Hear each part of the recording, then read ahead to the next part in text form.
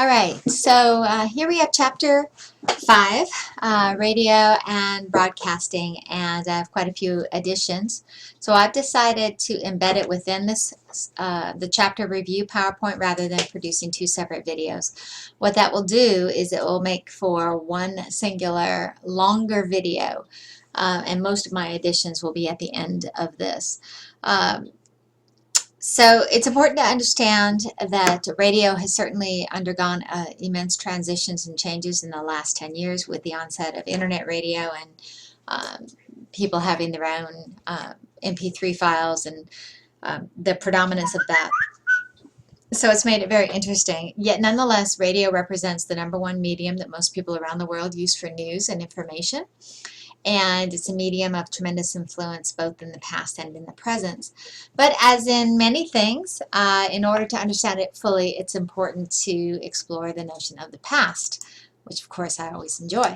So the early contributors of radio, sorry about that, are the of course, the telegraph. And in the photograph, the telegraph key, which is right here, is responsible for tapping out messages, and on the right are the magnetic coils, which respond to those incoming signals and mark the dashes and the dots. The first electronic form of communication, Alexander Graham Bell, soon followed in 1876 with the invention of the telephone, which was a much more efficient form of communication, and both of these together, like I said, laid the foundation for radio. Then when you look at some of the earlier contributors to the field, there are several critical names that come into play.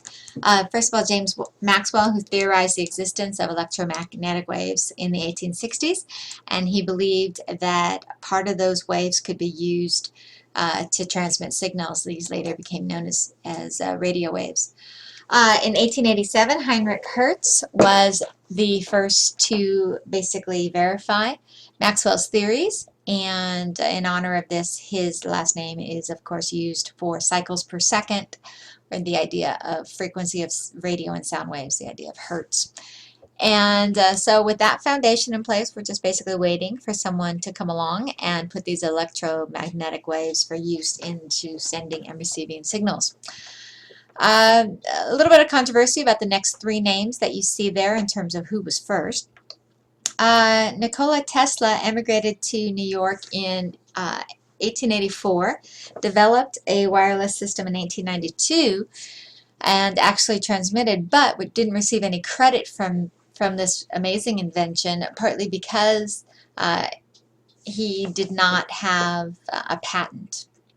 And so he died penniless and broke, and was only posthumously given credit for his inventions. Giglio Marconi is the one who used a lot of Tesla's work and patented the invention, set up Marconi Wireless Telegraph Company, and did a great job. By the way, the name there, the Alexander Popov, in Russia, about the same time as Marconi, he did a similar thing. However, Marconi is typically the one that's given credit.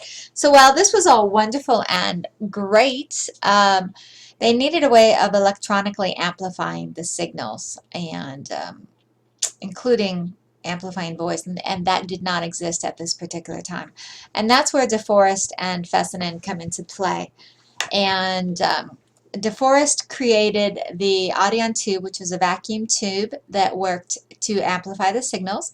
And some controversy, some people believe that Fessenden's the one that came up with it. And the two of them went back and forth in terms of the first radio broadcast, first show, and so on and so forth. So interesting. So Fessenden, for example, shocked a lot of ship radio operators who were typically accustomed to simply listening for Morse code signals coming back and forth, these little blips, these little dots, these little beeps on their radio, when all of a sudden they hear Christmas carols on their radio.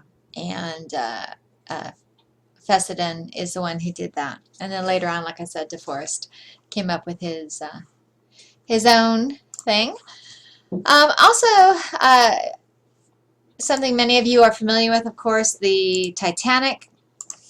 And the Titanic made the radio a national word, a household word. Most of you are very familiar, I'm sure, with the story. The unsinkable ship sank and in 1912, and certainly, tragically, over 2,000 people died, but 800 people, actually, over 2,000 people were on board, 2,200 were on board, but 800 were saved, and that was due to radio. And a guy named Sarnoff was actually one of the radio operators on a local ship in the area, and he's one of the ones that transmitted. So nonetheless, it would have been a much more tragic event had radio not existed. But what the Titanic did is it brought radio, put a spotlight on radio. And in 1912, the Radio Act was implemented, one of the first pieces of legislation that dealt with radio signals. And what it did is it required this notion of licensing, and eventually led to the U.S. Commerce Department being the first government organization to regulate radio waves. The Radio Act of 1912 also created an SOS distress signal that would be used. Frank Conrad, an amateur enthusiast, is oftentimes credited as being the first person who created his own little radio station. And he did this by simply putting a microphone next to a phonograph. And soon people were regularly listening in. Conrad became a local celebrity in his particular area. By the way, the station that Conrad developed is now known as KDKA, which is the radio station in Pittsburgh. Then World War II, obviously the military became involved. The U.S. entered the war in 1917. The Navy took control of the radio, closed down a lot of the amateurs. It was used for military purposes and to propagate American interests.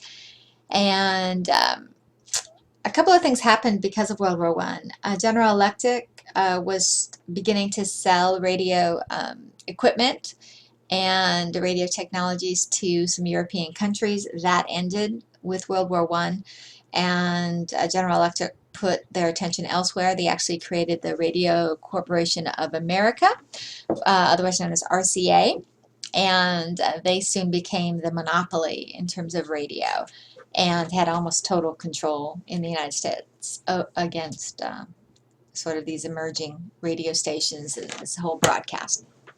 Later on, the RCA dominion fell apart. AT&T got involved.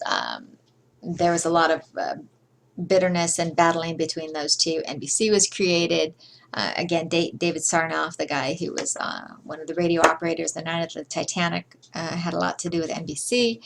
CBS appeared. Your book discusses something called option time. Again, go to the textbook for details on that. In terms of the next item, you have the Radio Act of 1927. And due to a lot of the chaos on the airwaves and the corporate sponsors grumbling about the unreliability of their advertisements, and I should mention this notion of Uncle Charlie's Station.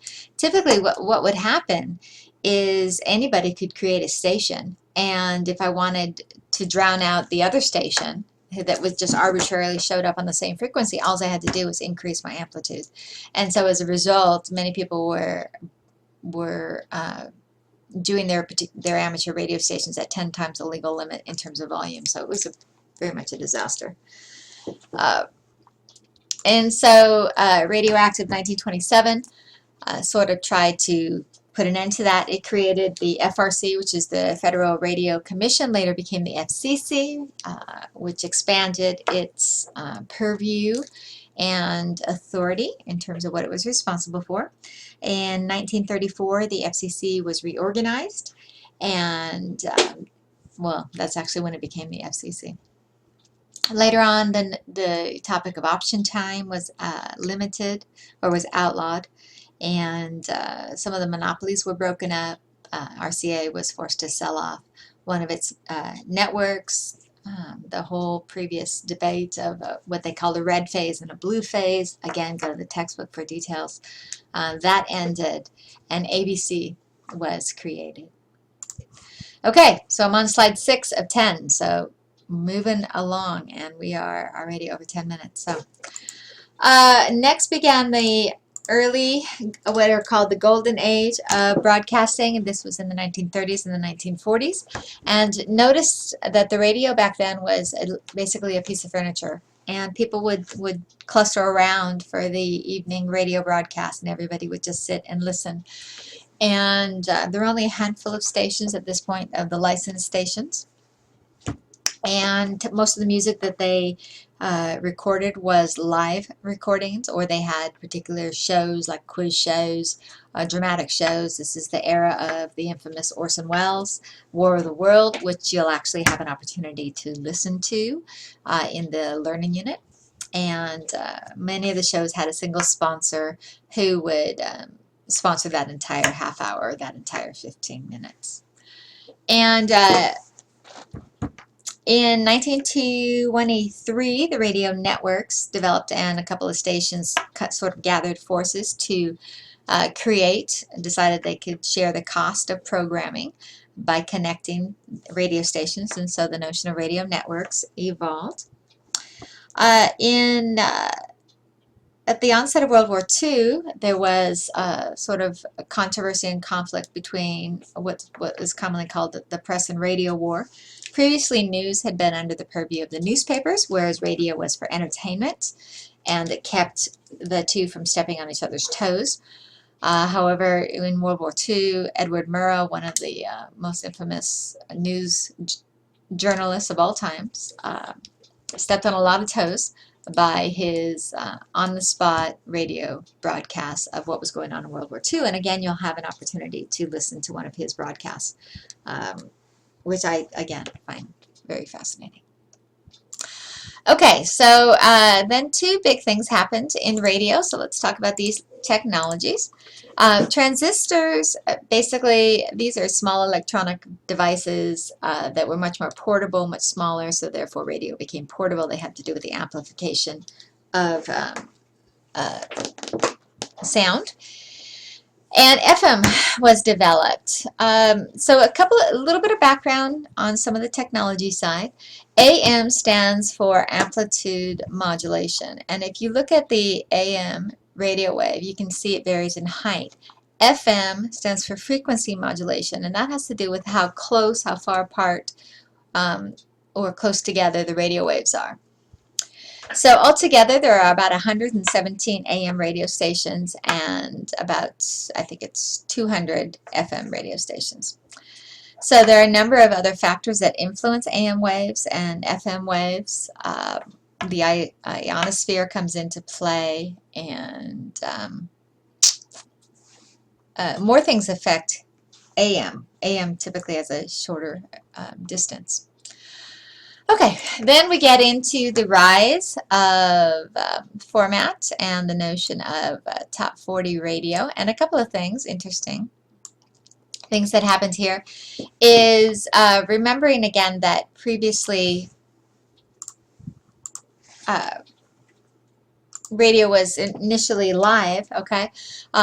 Later on in about this era in the late 1940s, they developed this notion of top 40, and it was more of the idea of a formula-driven radio, and it was developed by a guy named Todd Stortz in 1949, and basically every 5 hours the top 40 songs would be played.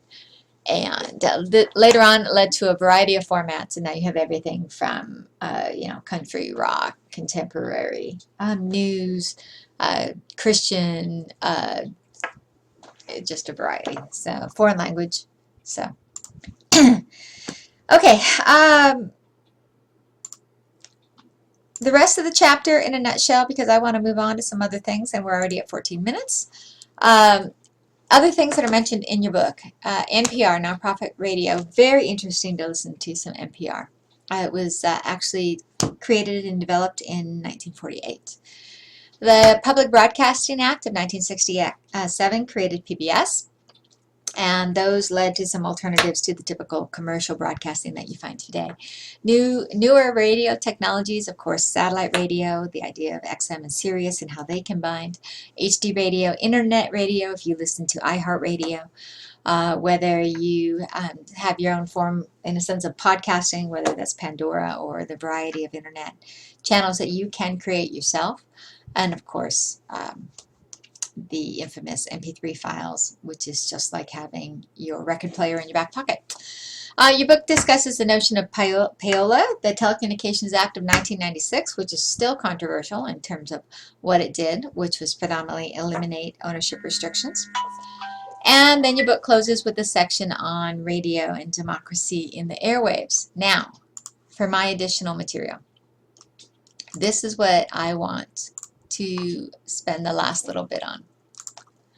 I want to focus on the idea of media literacy, and particularly talking about the idea of shortwave radio. Shortwave radio is something that most Americans, North Americans, are entirely unfamiliar with, and yet much of the rest of the world relies on shortwave radio to get their information. So every day and every night, hundreds, if not thousands of signals from a variety of high-powered shortwave transmitters throughout the earth, again, thousands of programs transmit in over 100 different languages. And many times it is this programming that has influenced the course of events in the world that we live in. And shortwave is very interesting because it has the ability to bounce off the ionosphere and literally go around the globe. And so they have incredible long distance in terms of their reach. And it's, the ionosphere is predominantly a nocturnal event, and so shortwave radio, access to shortwave channels goes up in the evening. So most North American radios are not equipped to receive shortwave. You can only receive AM and FM. You can certainly buy particular radios and suggest that you do, and you can listen to some shortwave radio stations on a shortwave radio. One of the ones that is recommended as being largely free of most spin is the BBC. The BBC, certainly you can listen to that through cable or satellite, and you can listen to it through the internet. But it initially was a shortwave radio station, and definitely recommend you consider listening to your news for a different radio stations such as the BBC. It gives you a different perspective on a lot of the issues. VOA is American shortwave radio station, certainly propagates American interest around the world. And one of the nice things about the VOA is it requires 2 sources to validate every story before they air it. So it makes it interesting. So ultimately, with shortwave radio signals literally dropping from the sky all around you, it's difficult to block them out, and yet billions and billions of dollars have been spent by a variety of countries to jam these signals, to block these signals. And there are many times when maybe radio towers have been locked out and the only means of getting information from the outside world has been through shortwave radio. So, internet signals can be cut, satellite signals can be cut, telephone signals can be cut. Shortwave is very difficult to completely eliminate, and it's unfortunate that North America knows so little about this powerful international medium, but now you know, and perhaps you'll check it out. So that's it for now. I will see you online.